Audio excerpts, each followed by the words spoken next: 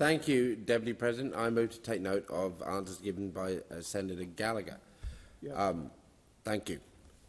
It was wonderful to have so many disabled people and advocates here in the gallery of the Senate today. They are here in Parliament House because they are angry. They are angry with this government.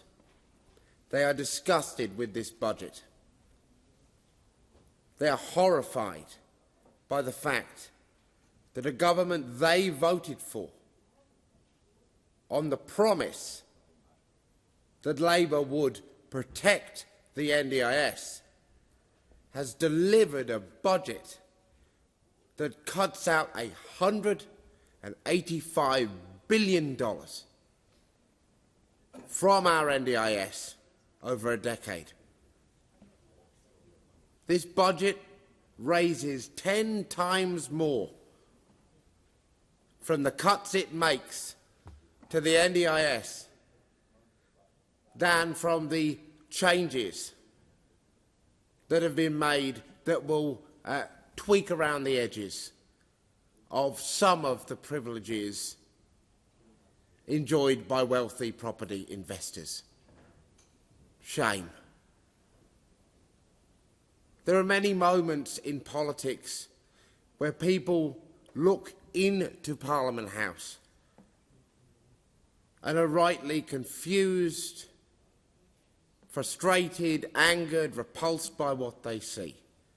But last night's budget and its treatment of disabled people is one of the most horrifyingly immoral decisions that I have ever seen a government make.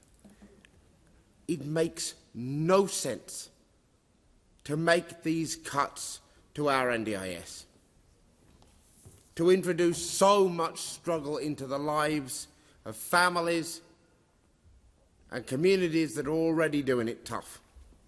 And I asked the Minister today to give some assurance and clarity to the community.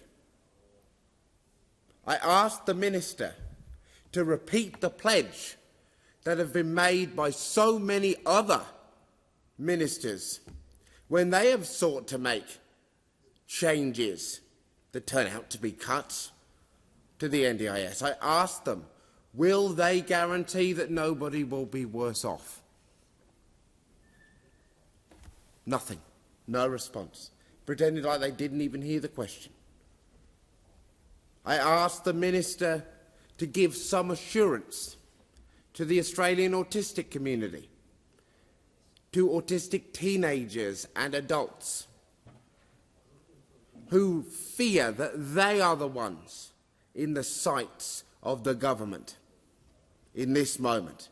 That when the government talks about kicking 160,000 people at least off the NDIS, that it is their community that the government will come for first. I asked the Minister to detail the supports and services for adult autistic folks, for teenage autistic folks. And what was the Minister's response? Well, they said these services don't exist. They were removed as the NDIS rolled out. Well, that's exactly the point. That's exactly the point. There are no alternative services.